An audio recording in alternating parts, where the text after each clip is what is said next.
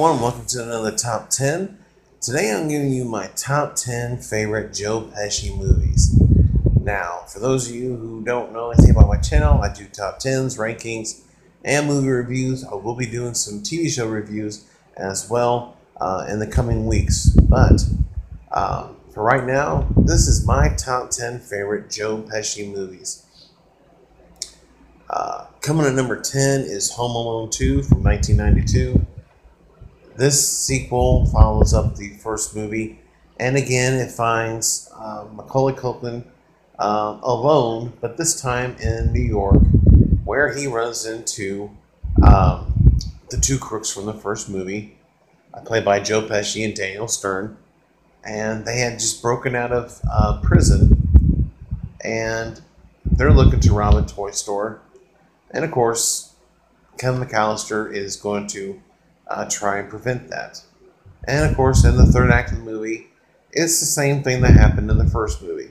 The house he uses in this movie is a relative, an uncle of his, and it's being renovated, so of course there's a lot of different obstacles within this home, but it is funny.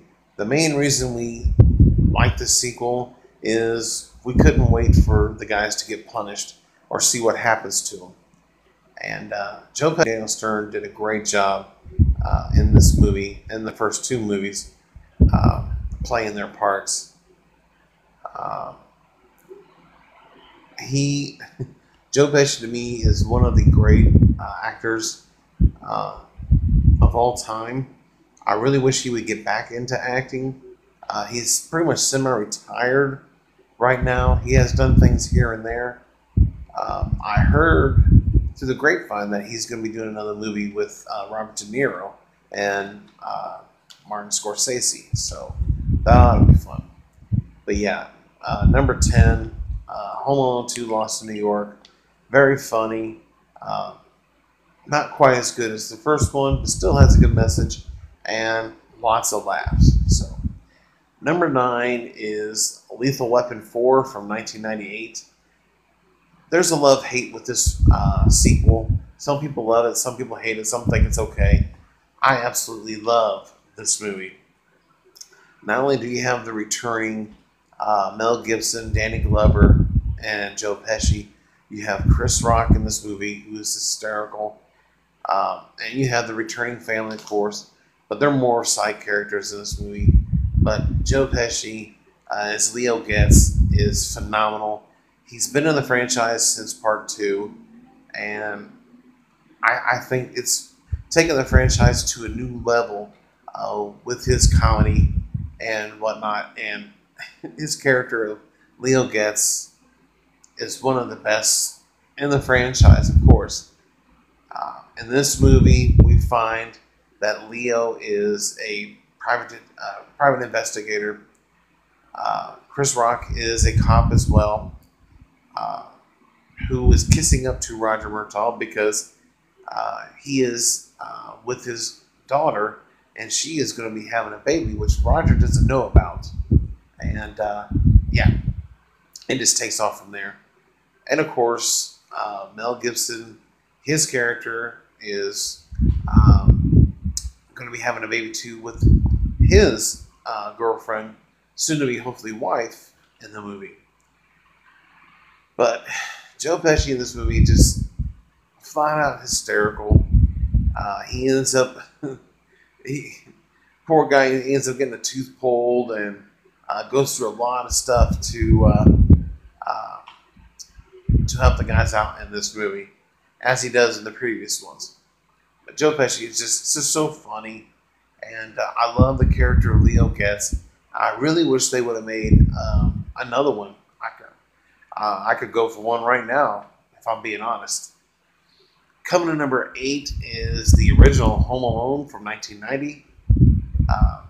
Again, you have him and Daniel Stern are casing houses who families are not home, they're on vacations, and they end up running into Kevin McAllister, who was left home by his parents on accident. They went to Paris, so he has to protect his home from these two intruders and thieves, and oh boy, does he do so! Um, it's so funny what he does, the traps he sets. Of course, now watching it as an adult, it doesn't have that same laughter as it was when I was younger. Because looking at it now, some of the things are too noticeable that it shouldn't have happened. Like the little cars that are on the floor and the staircase. You know, you would think they would have seen those, but this is a movie, so of course they're not gonna just look down and see these cars. But overall, though, this is one of my go-to Christmas movies that I watch. I have it on my DVR. I have the sequel, but I'm more inclined to watch the first one. And I actually like the third Home Alone movie, but we're going to talk about that. But I actually like the third movie, better than the second movie. But that's for another time. But Joe Pesci in this is hysterical. Of course, in the beginning of the movie, he plays a cop because he's basically just casing the houses and asking them, you know, where they're going to be, when they're going to be home, about the security, so he knows what to do. And yeah, he pays for it in the third act of this movie. But it's hysterical. Definitely one of the best Christmas movies of all time. Coming at number 7 is Lethal Weapon 3 from 1992. Again, Leo gets just great. We meet another character in this movie, another female character that will be the girlfriend to Riggs' character. And they're trying to solve these string of murders that involve these bullets that can penetrate anything. Bulletproof vests, even metal. And they're called cop killers. Well, the guy they are chasing is a former cop. But with the help of her, and then of course Leo gets, because Leo knows who he is, because he helps the guy get tickets at hockey games and all that. And Leo ends up taking a bullet in this movie. But he's still fantastic. He is a co-star in this movie. He's not the star, but he's great. I love the characters in this movie. Of course, Riggs and Murtaugh. But this also has to do with gang violence, and Roger's faced with one of the hardest things he's ever had to go through as being a cop when he shoots a teenager who, in fact, was in a gang and was shooting at him, trying to kill him. So it's either kill or be killed, and the teenager ends up being his son's best friend, Daryl. But at the end of the day, his son understands, you know, what his dad did. And, you know, I mean, it's his dad or his friend. I mean, his dad could have been laying in that box too. So it's got a great lesson. It's a great story, great direction. And Leo Getz in this movie is just hysterical. And I love this movie. I love the Lethal Weapon franchise. And you will see another movie on this list. Coming number 6 is The Super from 1991. A lot of people probably don't know about this movie. This one is an underrated movie. Didn't get a lot of attention, but basically this movie is about Joe Pesci's character's father is a owner of many, many buildings in New York City, mainly apartment buildings. He's basically a slumlord because all he does is he collects the rent, but doesn't want to fix anything. Well, for his son's birthday, he gives him one of his buildings to manage, and eventually will take over the business from his dad when he retires.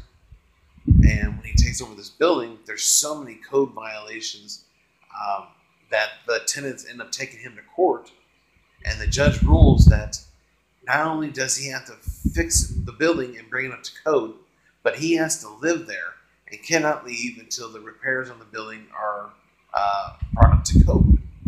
and it is so funny. Uh, this is one of Joe Pesci's most underrated performances.